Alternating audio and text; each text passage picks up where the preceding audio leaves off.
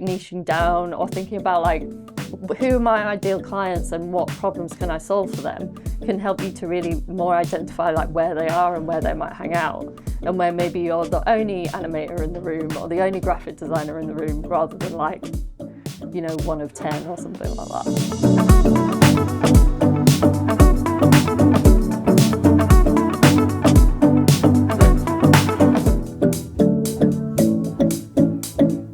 Well, we're going to get to know Hayley a little bit this morning, but slightly different guest for us, because often we're just listening to someone else's story in a niche industry or something like that. With Hayley, we have a vast depth of experience and kind of knowledge, and very targeted around supporting people like you guys in the room. So we're going to hear a bit of backstory, but I'd really love it to open it to the floor and you guys to ask the questions that are kind of burning, because I want to make the most of this time while we've got you and the doors are locked. So No Hayley, pressure then. Yeah, no pressure. But if you could just fix all our businesses, that'd be great. Yeah, okay. I'll try. Thank you. Hayley, why don't you tell us where did it all start for you in this like crazy creative world? Yes, well, I hope I'm not repeating myself too much, because I know like a few people in here, but basically, I think I got in the industry around 2008. I feel like it makes me feel a bit old, but that's fine. And yeah, I went and studied film production at university. And then I got a job in London, because there wasn't as much like happening up here at the time, which is sad because I'm originally from Durham. So I did, would prefer to be in up north. But I went to do film production at Stafford University, and then I ended up getting a job as a junior graphics operator in London. So I didn't have to become a runner, which at the time I thought was amazing. But what a graphics operator does is basically we did sports broadcasting. So we put out the live graphics like on football and boxing, and it was very like late nights, shift work, that kind of stuff. So it was still quite tough first job. I think I got paid about 18 grand a year for like a job in London, which is, crazy. And I don't know how I survived, probably lots of baked beans. But then I was like, where are the most creative people in this building? Because I was sort of putting a lot of graphics out, but I wasn't really designing anything. So I thought, well, the motion designers, they make all these graphics that go on screen. That seems more fun to me. And just doing less late nights doing boxing and stuff like that was appealing. So I actually at the time nearly ended up getting made redundant. It was that kind of 2008 time, it makes sense, because they were, crushing down the operation team. But there was actually a junior motion design role going. So everybody in my department was trying to get that job as well. And we had to do this like big pitch in our own time, and I had to like do a pitch to my boss. And I don't know if anyone's ever done that, but it's almost like harder to pitch people that you know very well.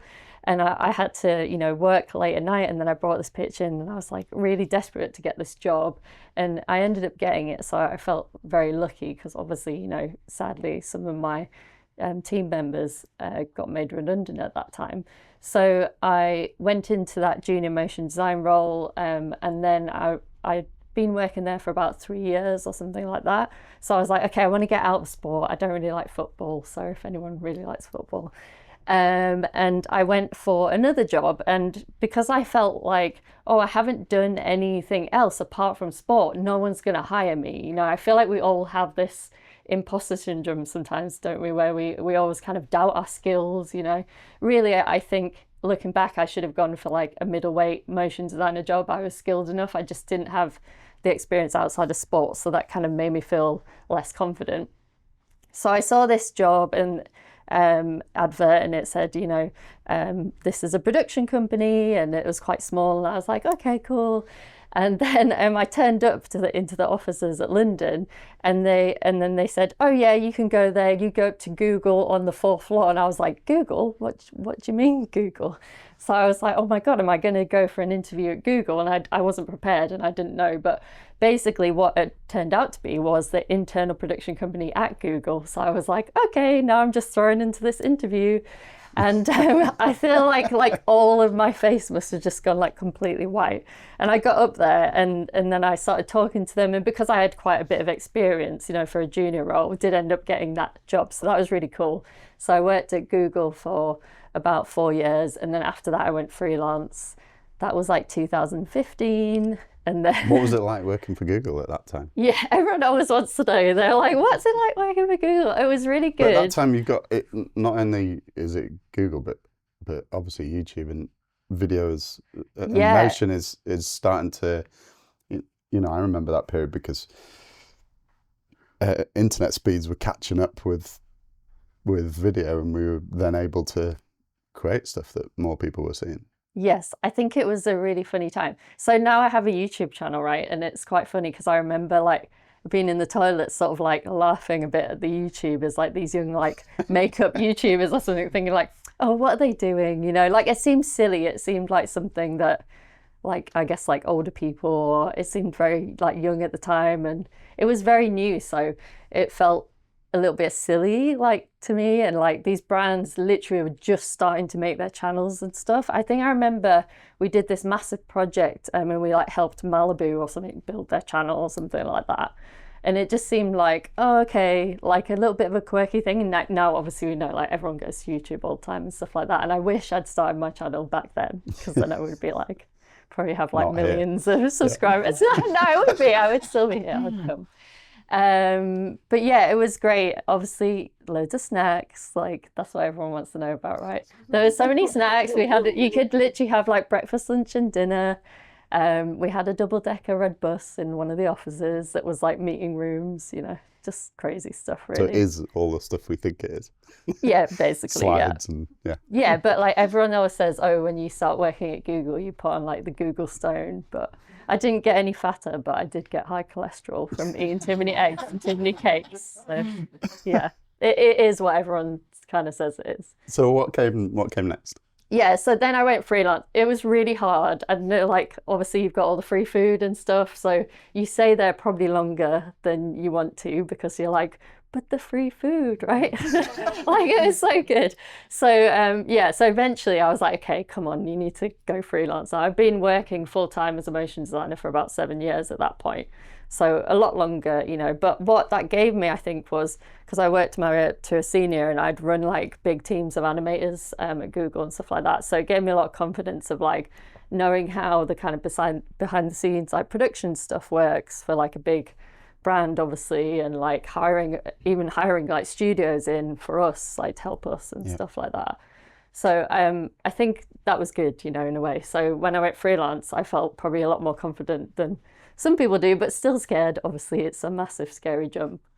But yeah, so then I went freelance and then was just doing the whole thing where you go around to all the agencies in London. Obviously, this was pre-COVID, so just going in-house every day and getting paid a day rate. And I just kind of felt like, not that I thought like, oh, I know what I'm doing, but I felt like I felt more confident in it, probably because of my experience being in the industry a long time, and also just like my family has had a lot of businesses and stuff like that. And I just felt like, oh, actually, I really like talking to people and this business stuff and networking. And, you know, I don't mind like talking about money and stuff like that. And lots of my friends are like really struggling. And people who are, honestly, I felt like they're way more talented than me. They should be getting paid much more than me. They should be getting more clients, but they weren't. And I was like thinking like, why doesn't anyone talk about this stuff? Like about, you know, how to charge, you know, like I think School of Motion was sort of just coming up. I don't know if like anyone knows that, but they're basically probably one of the biggest online motion graphics schools. So I just kind of felt like, oh, it'd be cool if like there was something like that, but where people talked more about the business side of things. And you always think, yeah, someone else should do that. You know, why doesn't someone do that for ages? And then at the time, it was very much like everyone was writing blogs and that kind of thing. And I was like, well, I'm dyslexic. I'm not a good writer. So I don't know, like I can't do that. So then I met a guy who started a podcasting company, and he was like, you should start a podcast. And I don't know whether he was just trying to get me to be his client, but anyway, the next thing I know, I like started a podcast. I was really scared. I was like, oh my God, everyone's going to hate my voice. What's going to happen, you know? Anyway, and then I just felt like then I had a podcast, and like people started talking about it, and it was really crazy. So yeah, don't know.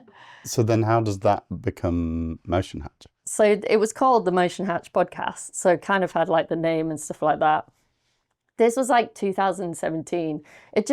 I think everyone found out about it very quickly because it was like the only thing like that at the time, especially just for motion designers anyway. And I feel like everyone was very inspired by it. So then it's sort of like people kept asking me like more and more questions. And then I think the first product that I did was the freelance contract bundle. Because I was like, you know what will solve everyone's problem is if they had a contract and all their terms up front. But it was actually like really hard to make because I had to hire a lawyer in the US because I have like quite a big US audience, and then like a solicitor in the UK. Like to make these contracts, you know, and learn all about it. So now I know quite a lot. Like obviously, you know, don't ask me legal advice. I'm not a lawyer, but I know like a lot about what should be in there. But that was quite a hard first kind of product to make. But I was really just wanting to like do the thing that I felt would have the biggest impact. Because although we don't want to sort of like negotiate and give our clients contracts and stuff like that, that's what we should be doing, right? So I was like, how can I like equip everyone with the best kind of tool for them?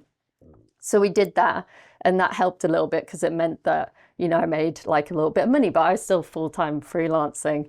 And then I also built a program called the MoGraph Mastermind, which was basically like getting groups of people together as like a kind of peer support group to like talk to each other about their businesses. So we did that for a while, and then I got to this point where I was like, oh no, I'm doing like full-time freelance and I'm doing this, and I'm like totally getting burnt out because I remember going to work all day, and you know, as a freelancer, sometimes you're working like 10, 12-hour days and stuff like that, and then coming home or at the weekend as well, like doing the podcast recording stuff.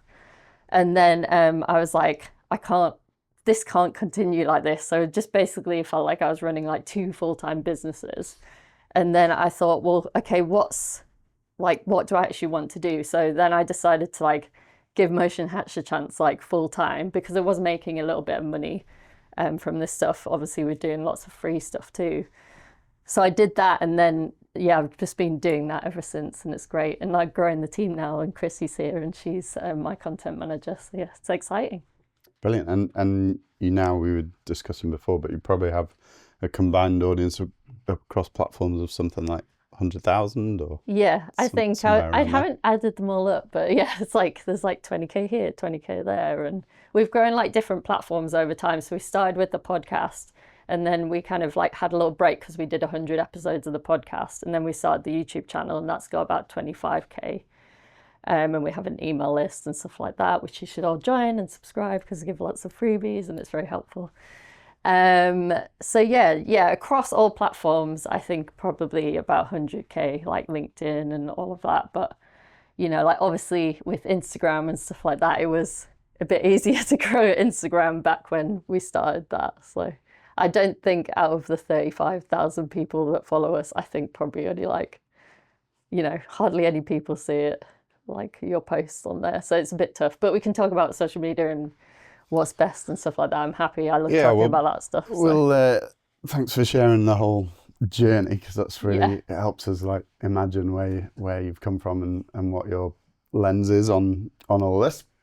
We'll open it up in a bit, but and please do like start thinking of the questions that you want to ask Hayley. But I suppose I've got a few to kick us off. The landscape's been, and I don't know if other people in the room would identify with this, but I would say the last couple of years, maybe 2 or 3 years even, have been quite a turbulent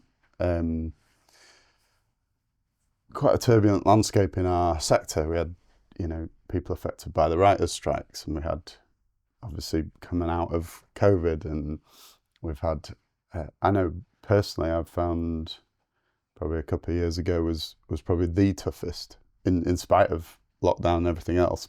probably 2 years ago was the hardest year for us. And we were fortunate with a few contracts and things like that. But what's your take on the current landscape and where it's headed, and then perhaps off the back of that, you can give us some insights of what's working in attracting clients at the moment.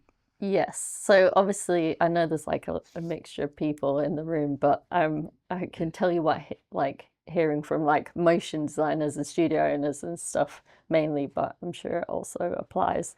Like I think definitely a lot of people that I've spoken to, like the last, like you say, 2 to 3 years. Sometimes people say like 23 was the worst year, 24 was the worst year, you know. And I think especially in motion design, I think also what happened was because we had like obviously COVID and people couldn't film, so then everyone was like, all right, let everybody do animation. So then it was like we got a bit panicked at the beginning, but then we realized, oh, actually it's a massive like opportunity for animators and motion designers and stuff like that. So that was, you know, all kind of good. You know, you don't say, but so that was good. But then what happened was I think a lot of other people were like, oh, there's lots of work here. So then we kind of had an influx of new animators and motion designers. So now I think we've got like a surplus, and then also everyone has gone back to live action and stuff too. So that's what I think, if we're talking about particularly the motion design industry and animation, I feel like that's had a massive impact. So we've got like lots of people, and then also like with tech layoffs, stuff like that. So a lot of like really good freelancers like going back into the market, which I guess applies across the board. So I think that's kind of what's created, you know, basically less work around, which is hard because it means it's a struggle for people to get work. So yeah, I think it's hard. And what I've been thinking about and what I've seen that's like working more for people is obviously like getting in person and meeting people and building trust with people. You're all here today, so that's great. Well done for like coming out, especially early, you know. And I think that's really good. And it sounds obvious, but we have to be like consciously making this effort to like meet people in person and talk to people, because if you see someone face to face and you tell them about what you do, you know, just make friends with people. It builds trust straight away, where I think it's so much harder to do that online. You know, if you see someone's post, it's not like the same as you meeting them today in this room, you know. So I think trying to do that, but also what we've been talking about at Motion Hatch more is like getting out of our like kind of industry bubbles as well. So like this event I think is great because you've got like a mixture of disciplines, but like lots of the time I go to events where it's like just motion designers talking to just other motion designers. Do you see what I mean? Yeah, so then that's good, and it's good to have that like peer-to-peer network. And like when I was younger freelancing, I like had friends on Twitter, you know. That was like what it was at the time, and I got a lot of work from them. But I feel like when that work like drops, obviously people aren't giving as much work to each other, so you need to be talking to like people outside of your industry. So I think like, although I feel like that's scarier, you know, because you're like, what, I've got to go and talk to the people who aren't maybe creative and that kind of thing, or like figuring out even like where are those events. I think it's hard, but I feel like that's where like kind of positioning yourself and like also like niching down or thinking about like who are my ideal clients and what problems can I solve for them can help you to really more identify like where they are and where they might hang out, and where maybe you're the only animator in the room or the only graphic designer in the room, rather than like, you know, 1 of 10 or something like that. I'm afraid of niching. I'm going to be honest with you. Yes. Let's talk about it. Yeah, okay. Okay. So I put my feet up and yeah. Let's have a coaching have a little therapy session. Yeah. And here's some of my other people might have other thoughts. One is, look what happened at lockdown. If I'd have niched in hospitality, or yes. So there's that fear. There's also just I remember going to I won't say who it is, but I remember we were doing some overflow work for an agency that niched in pharma. And they literally had like banks of desks that were like, I got the tour and it was like, this is the kidney desks. I was like, what? And it's like people were waking up every day and figuring out how to animate kidneys, and I was like, Oh man, Yeah, yeah. just shoot me now. Like, so I that's an extreme example, but I love the variety. Hmm. So there's part of that. So how do you, I suppose, but I also get the tension of everyone pays more to see a specialist. You know, everyone, Yes. all of that rationale. So how do you go all in? Like, what are the things that give you that confidence? And how do you know Yes. which niche you're going to choose? Like, Yeah, so I think there's so much to unpack here, but I'll do my best. So I think first what we need to think about when we think about like niching down, I don't think it's just about like industry and market. Like obviously that's like the go-to what everyone thinks about because like it makes sense like, oh, I'm the motion designer like for doctors or something. That's always a rubbish example, but always comes into my head. yeah, But you know, that kind of thing where you're like going to like a certain like type of other market or industry. But then you can also think about like, well, okay, do we do like this one style, you know? And I feel like that's maybe like getting less and less of a thing, but that's definitely a thing where like people go to you because they know like you do that one thing really well. Skill as well, like I feel like that's one that's quite difficult because you know if you remember like a long time ago when like things were a bit harder to get hold of, like think of like flames and different things like that where you're like the only person that like has that skill and has access to that like software and things like that. That's also hard now because I feel like you know kind of niching down and saying like, oh, I'm because all the tools are so accessible, right? We all kind of yeah, have access to them.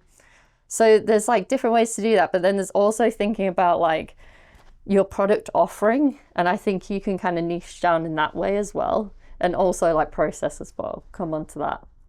So like one of my students, Luke Stanley, he um, basically like came to me and said, I really want to, you know, niche down into just doing motion brand guidelines. And I just want to do that like every day, you know. So that's like for different companies and yeah, different yeah, yeah. industry, isn't it? But it's like, it's almost like a motion design product, you know. So it's like, this he's like offering the same thing to them over and over again. And what's really cool about that too is like he can get like really good at that and develop all of his processes and like make it really like slick and more efficient, and then that means that he'll make more money and save more time and all of that kind of stuff too. So I think that's really awesome. But also I think, you know, sometimes we mix up like niching down and positioning, and I also do this as well. So I think it's worth like talking about the difference. So like when you're thinking about like how do I position myself in the industry to stand out, you know, it might also be about like, okay, what's our mission, what's our values, how are we explaining them as well, you know, as opposed to like niching is usually like, oh, we're going down this kind of vertical, you know. So I think it's worth just distinguishing between those. And I think sometimes I mix them up and use them interchangeably as well. So it's worth reminding myself as well. But yeah, I like talking about positioning a lot because then I think you can be like, oh, well, this is our process and this is how we do things as well. And I think a lot of those kind of things can really help you to stand out too. So like if you're thinking about what can I post on LinkedIn, you know, everyone's always asking me like, what can I post on social media that isn't just my work, especially animators, because you know you can't like churn out like an animation every week. It's ridiculous. But you can start talking about like behind the scenes and your process and like bringing like more of you and your personality. And obviously that's easier if you're an individual, but if you're even like a studio, thinking about like what as a studio is our mission and our values and how can we start like communicating that through like the kind of content and stuff and like trying to, you know, connect more with other people like that. So I know we kind of moved on a bit from niching, kind of moved into that, No, it's but good. It's I good. think that's like an easier way to start, right? Because like although positioning is hard and thinking about, oh, what's my mission and my values and all this stuff is hard, but if you just want to even start thinking about, okay, well, how can I like assess each project that I do and go, well, I like this one because of this, and then, well, let's try this kind, I like that because of that. And like, is there like a little pattern forming, you know, or something like that? Or is it like a certain type of client? And then that means that then you can start to figure out, okay, well, I like these types of clients. They all kind of are in this sort of area or they do the same kind of thing and they kind of go to events like this. Do you know what I mean? You can start like sort of building the map a little bit for yourself. And I feel like that's helpful. Okay. You touched slightly on sort of product Yes. and package kind of thing. Yes. What's your experience and and take on productizing Yes. what we do, because maybe some of us have heard of that as a strategy, maybe some of us haven't, but give us your take on so my just to explain what I think productizing is, and then you can correct me, but it's kind of all the services we do, but then creating packages or products around that. So it's almost like, oh, I get it, or even like having a bronze, silver, gold kind of strategy or things like that. So just give us your take on that. Yeah, I think it's the way I like to explain productized services is it has to be like the same deliverable every time, right? Because that's why it's like product. It's like a product like of a service. So it has to always be the same deliverable. So you're always giving the client the same thing, different clients. And then also has to be constrained by like timeline, and then also by price, right? So like one thing that always comes to my mind like is like, I'll build you a website in a week and it costs this much and these are how many pages you get and things like that. It's quite easy, I think, for web designers and stuff like that to think of that, or like a certain type of graphics package, like maybe like you just do like graphics packages for YouTubers or something like that. Like, I don't know how lucrative that would be these days, but that's like a good example. Like if you're an animator, you would give them a lower third, you would give them an intro, do you see what I mean? And you would say, this is the timeline I'm doing it. You're like dictating everything. And that's how I explain like productized services. So yeah, there's that kind of way. What was the question about productized Well, I service? suppose, what's your take on it? Does it reduce the friction? Like, is it a good thing to explore? Is it easier to buy? Well, yeah, I think so, because you're clear about what it is. So the problem, especially that I see in the motion design and animation industry, is like, well, more in motion design, because people think like, what is motion design? Do you know what I mean? Like people don't even really know what it is sometimes. So they might not know that it solves their problems. So you've got this like big group of people who know they have a problem, but they don't know that maybe like motion design is the solution to that problem, like helping them sell more products or whatever it is. Yeah. So like usually if we're like freelance animators or motion designers, we like serving a small group of people who know about motion design. They know that's the solution to their problem. But if you think about like who could use motion design or animation, it's like everyone, like loads of people, you know what I mean? Like probably every single business, but they might not really know what it is, and maybe that doesn't apply to everyone, but just thinking about, or like, if you're a sound designer, do people really understand like how important sound design is to animation, how it's like almost like making up 50% of like how good something is, like it's our job to kind of explain that to our clients. And I feel like we find that really hard. The easier way to do that is if you like make a productized service, you know exactly what the product is, you know what problem it solves. It just makes marketing so much easier. I think it's hard to get there and make sure that it is something that people want, and like lots of people want, and that you can do this like repeatable service. But I think once you're there, then it's easier to market. Whereas custom stuff, I think, is more difficult to market. Yeah, it's a really good point. And I'm guilty of this. I think everything we do is important to everyone. Do you know what I mean? Like working on my own our own website is like the worst job for me, because I'm like, no, this is amazing, and someone else goes, no one cares. I'm like, yes, they do. If they only knew, they would really care.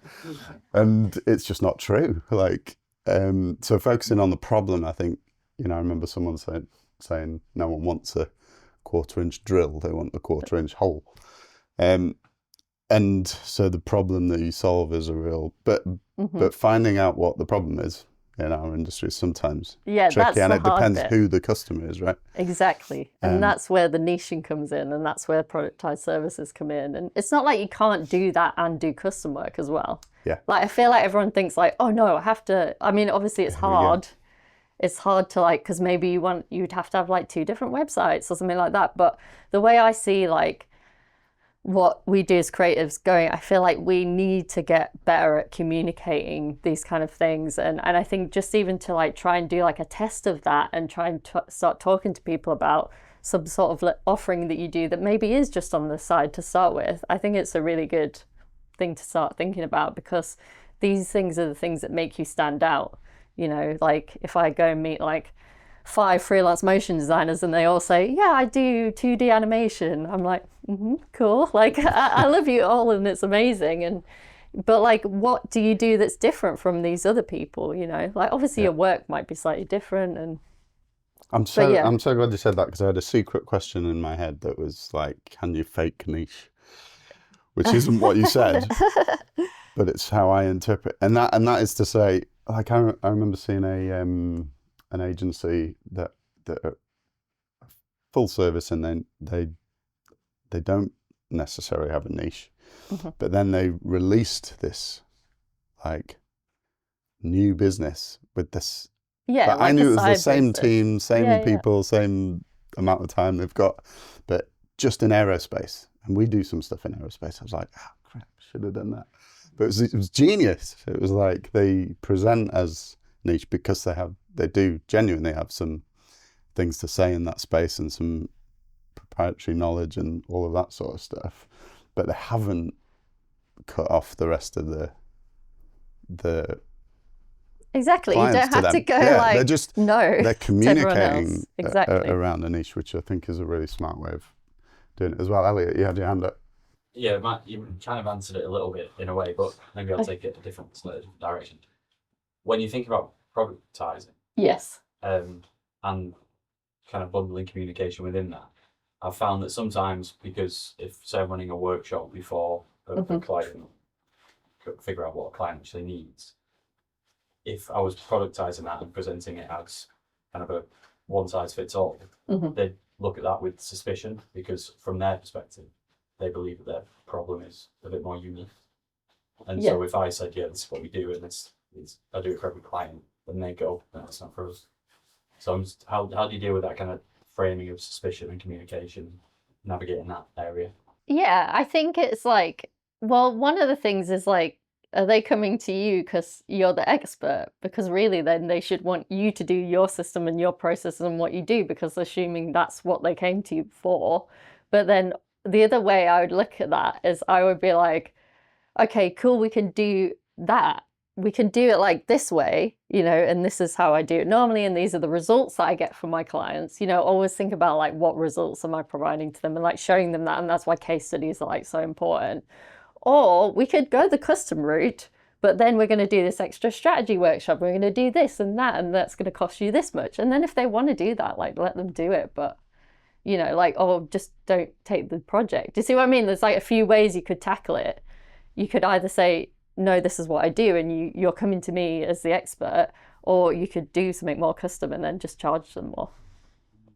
You know, I don't know. I also think if you identify the problem that they have, yeah, if it doesn't fit, yeah, if that's exactly. part of the package, then there's some comfort in knowing that you're not the only one who has this problem, but we've had this same problem with 4 other clients, and we solved it. So come and jump into the process that solves the same problem you have. We've just had some amazing success with a strategy around reducing customer attrition rates on the customer journey, providing content that stops that, and it's made millions for the business that we were working with. And now I'm like, well, we've got to take that and do it for everybody else, because that's easy, isn't it? Yeah, exactly. Like what you're saying about, I feel like as creative people, it's hard to get some of this data right sometimes, but if you start doing more niche stuff and productizing, and I mean, this isn't just like all I talk about, but since we're like talking about today, I think it just makes it really easy to sell, because then you would have those case studies, you would have those results. Whereas normally, if you're doing everything custom every single time, and you might not even be privy to that, you know, and you don't have a process around that, you're probably not going to get those results from the clients. So it's going to be harder to sell stuff to other people, because you're like, okay, we're coming at it like new every single time. And the other thing that I just wanted to add that you made me think about is don't try and shoehorn a solution for like a client who like, you're like, actually, this is not the right problem. I remember that I was talking to quite a big animator, Sander van Dyke, and he said he was talking to someone, and then he said, actually, this is not don't do an animation for this. Like, this is not what I do. Like, I don't think you should do that. Go do this other thing or whatever. Like, that's not my expertise. And then, like 4 years later or a couple of years later, they came back to him and then they said, okay, we're ready now. Like, this is this other project or something like that. I don't know whether that was Thunder Van Dyke or someone else, but it's just some other recording. But yeah, and I thought that was really good because it wasn't like, I feel like, and especially I remember like, oh, I just really want to make this type of animation and I really want it to look like this. And I feel like and I've done it as well, like we have these kind of artistic aspirations and we're trying to sort of shoehorn that into our client projects sometimes, which I think is, it's obviously we want to do that, but I feel like we need to really ask loads of questions and try and like understand their goals and their problems more. And I feel like that helps also at the end, and ask them up front, like, hey, can I like understand more about this? And at the end, can you also tell me the results? So, like, and it shows them that you also care more about their business too, instead of just being like, I want to make this cool, fun thing, which we can do as well sometimes. Yes. What's your name first? Caroline. Hi, Caroline. Designs. So, my question is around productization and pricing. Would you say it's a good idea to quite openly share, I have this product at bronze, silver, gold, the way I work on each product, and share the price very openly on your website or on your social media? Or would you say pros and cons of just having it as a product, this is the process, but you reveal the price in conversation later? How open should you be about that? Yeah, I think it depends. And I think you could do like a staged approach. So probably what I would do initially, it was almost like run it as like a beta like of the thing. So, like you try it out with a few clients, you make sure it's like the right price. And do you see what I mean? I wouldn't dive into that like straight away.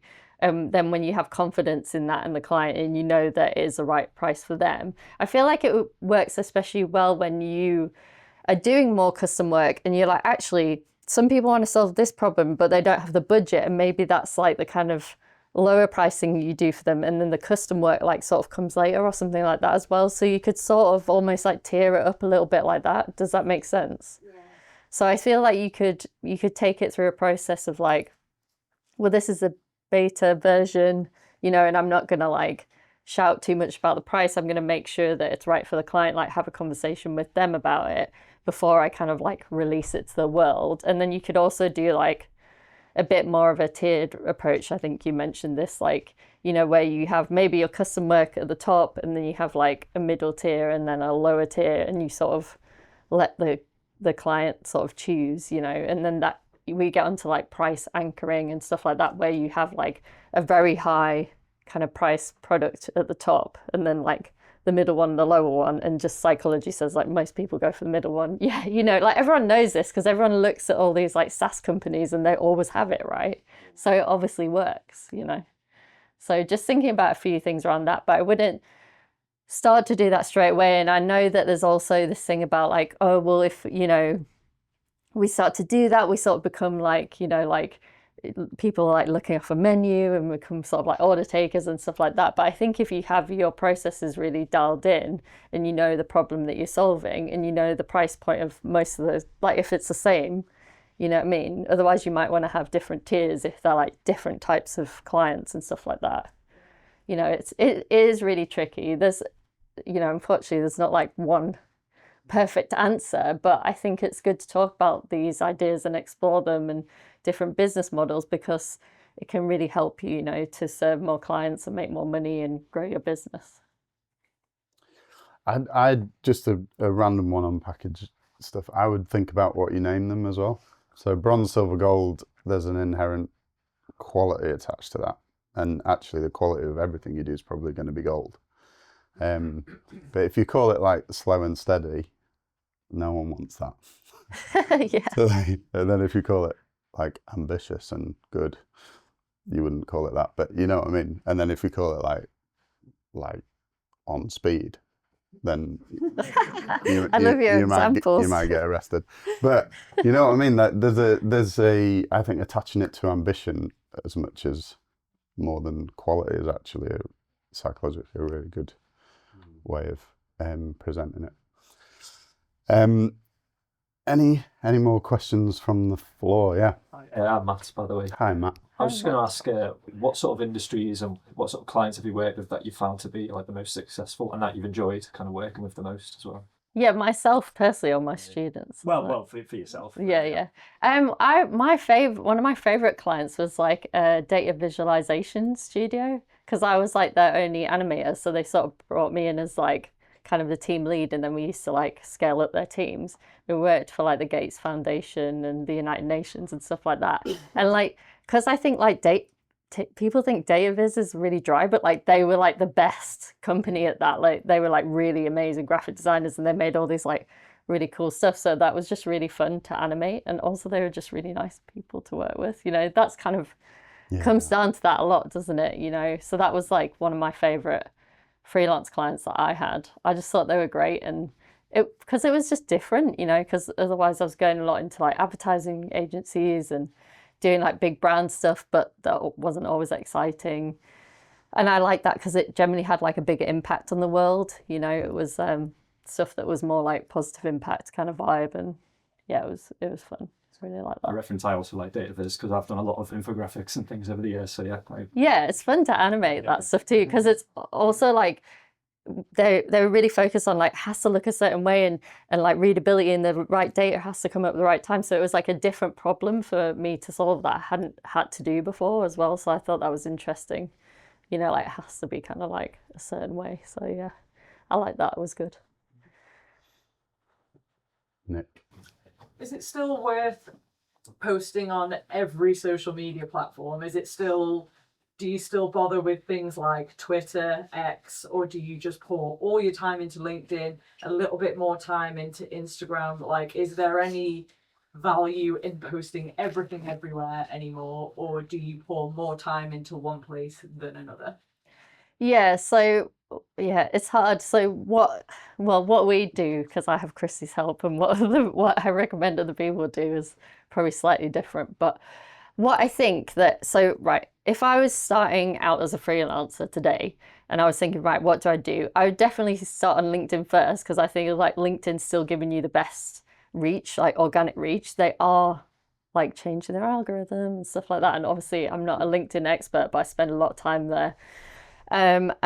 What's sort of happening with that a little bit now, which is a shame, because I think 2 years ago it was like you could post anything, and especially if you're doing animation or something like that, because lots of people weren't, it would just throw it out to like loads of people, and loads of people were getting clients, which was great. But now what they've done is they've sort of changed the algorithm a little bit, so that, I know this isn't answering your question, but I just feel like it's helpful, is that if I'm posting about motion design, it's going to show all my stuff to motion designers and not my potential clients. So you have to be like really strategic about what you're putting out there, you know, and have a strategy behind it. And I think we're gonna just throw up a QR code in a bit, but we've got a social media guide that has like examples. It's completely free, and you download it, and you've got 52 post examples, and it's based around this strategy of like awareness, attraction, action, advocacy.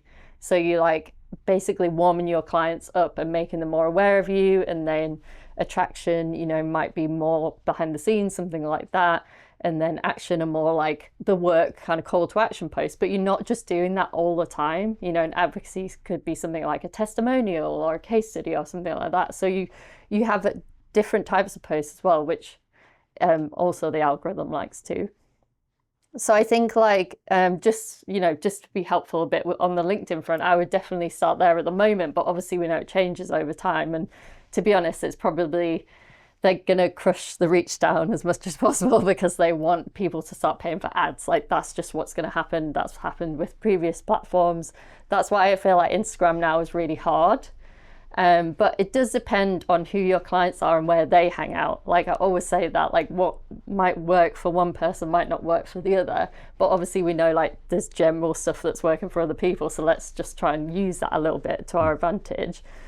So yeah, I would basically try and identify where my clients are and what's the easiest way to start, put like 80% of my time there, and then I'd probably experiment with like 20%. So like for example, we just went on Blue Sky and we're like, we haven't done anything yet, but we're like, spend like tiny bit of time there, you know, because we know that other stuff works. Does that make sense? So you're not spreading yourself too thin, because the problem that if you just try and post on every platform, we all know now, they all want different formats. They all appreciate like slightly different types of posts written in slightly different ways. And I feel like, especially as a freelancer, maybe as a studio, you can manage that a bit better and maybe have someone who's kind of over that. But I think it's hard. So I think you get more out of it if you just concentrate on one platform, do that really well, really build your community as well and your network there, because you get more out of actually just commenting on other people's posts and like, you know, building relationships and stuff like that. And another tool that I just discovered, and I haven't tried out much yet, so don't, you know, use it, you know, if you want. But it's called Linkbound. These like LinkedIn people just brought it out. They're obviously not from LinkedIn, but it's almost like a CRM that kind of like puts a layer over LinkedIn, and it will help you see who's like the most engaged with your posts and who's seeing your stuff the most and who's liking it and stuff like that. So that might help you figure out, well, okay, they're like a really warm lead, you know, maybe a potential client, so you can see like where they're based and that kind of stuff. So, you know, it's sometimes it's worth like investing in tools like that, because then you can reach out to them and say, oh, you know, I saw that you liked my last few posts, like I just wanted to say, hey, like you don't have to be like, I'm a freelance motion designer and you can hire me here, you know. I feel like everyone like goes in like hard straight away, don't they, sometimes. Yeah.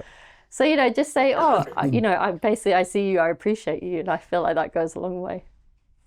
Yeah, that's good advice. Anybody else? Yeah. What's your name? Sorry. Anna. Hi. Hi, Anna. So I'm at the point where I've just basically jumped into freelance in a very big and scary way, having basically worked permanent all my life.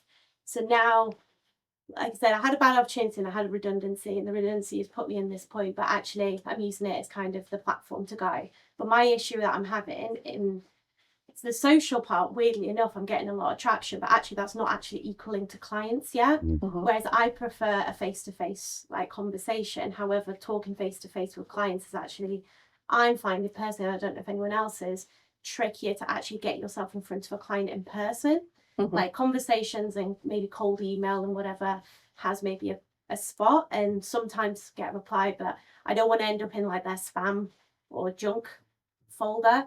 So I'm kind of curious to hear if you have any advice on terms of how do I get myself maybe in front of the clients firsthand to have those conversations, because I totally agree with what you said as well. Going to freelancing events and actually being in events where there's different types of people is fantastic, and I've met so many fantastic freelancers and people, but not necessarily the people I need to have a conversation with to start getting work on my books. Yeah, I mean, we're all guilty of networking with our competition. It's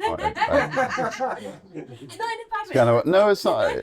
You know, there's loads of benefits from it, and I use the word competition, like just not really, because we're all friends. But yeah, so I think the point you made before about going and networking with where your clients are, and it's not just about knowing where they are online. It's about knowing where they are in the real world.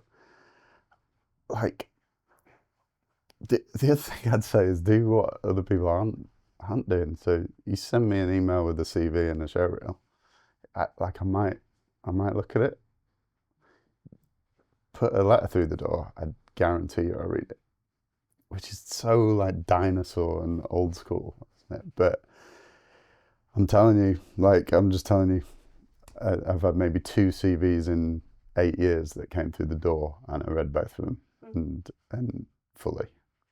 Like, because it felt like an investment from them, and you know, and I've also had the email that goes, dear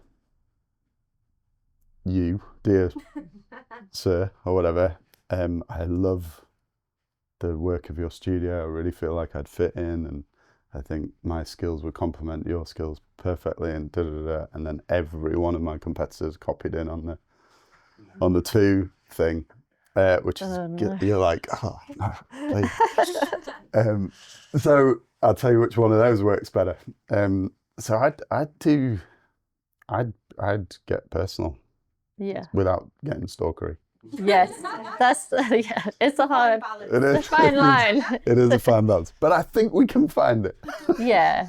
Another cool thing that I know a lot of my students do as well is if they go to a new city or something, they'll just like look up the studios or something like that that they want to work at, and they'll say, "Hey, I'm just in town. Like, do you mind if I pop in for a coffee and say hi?" Most of the time that works. Like, people are pretty nice, and if we're talking about like studios, and I think you're like doing producing, so that is still relevant to you, isn't it? Like, you might want to work for some of those kind of businesses. I think it would be a bit harder for like a direct client, but if we're talking about agencies and stuff like that, Yeah. I feel like that's people like, I mean, obviously you're very open to that. Yeah. So, like that kind of thing can be really helpful because then you get like a one-on-one chat with the people that work there, Personally, for me, I've always benefited from being with someone face to face rather than just on messaging, because I think sometimes on messaging you don't come across the way you specifically are in person. Like, I know I'm quite like a bubbly and chatty person, but on an email that's really hard to convey that.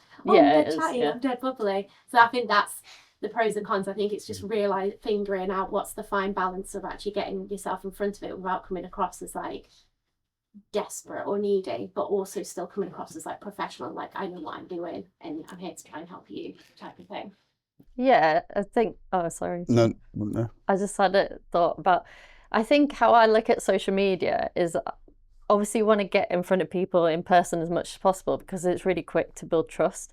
Where I think social media comes in is like when you can't do that, or like when you've met someone and then you say, hey, let's follow each other on LinkedIn, and then later like you're posting and then they see your post, so they're reminded of you as well. So it's like a top of mind thing. It's not just like a discovery thing. I want to bring this into land just because I want to honour everyone's time. I know you've given up your mornings. But on that note about it just triggered a thought. I look on LinkedIn and everyone is smashing it. Everyone's like doing great. I feel like it wasn't like that three years ago. I'm like, it's just me, right? So and I sort of get it, but I think the rationale goes something like, don't look desperate, right? Don't look like you haven't got work because that's not going to be appealing. And kind of like fake it till you make it, sort of thing. What's your take on that? Like, I don't know if I want to subscribe to that. No, I don't like is it true? No, I don't like the idea of like fake it till you make it. I like the idea of thinking like, who am I and how can I like put that across? And if I was like a freelance motion designer now, I think you only need to post like once a week. If that, you put in a lot of time into like actually talking to people on there, commenting on their posts, like, because like you say, like people are posting a lot more on there now, which is actually great because it means that you can interact with them before you maybe reach out to them on a DM or something like that. Does that make sense? So you're like building relationships. When I say people are smashing it, I don't mean they're smashing LinkedIn. I mean, it looks like they're smashing life. Oh, right. That's just like, yeah, but they all feel the same as you. Right. Do you know what I mean? So this is my question. Like, is it the case that if we look like we're smashing it, everyone will want a piece? Or have we got that wrong? Like, no, I've noticed a couple of people post quite vulnerably about. I think that's good. Yeah. And it's drawn me in. I remember chatting to a guy, not in our industry, but a guy who, he just like even in person, he was smashing it. Like everything would turn to gold, and you're just like, wow. It left me feeling like I have nothing to contribute to your life. Like I can only make it worse. But I can't help you. Like you're way ahead of me. Mm-hmm. When it all unravelled and it turned out he couldn't pay his like bus fare, mm-hmm. I was like, dude, why didn't you tell me? Like I would have helped. I can open some doors.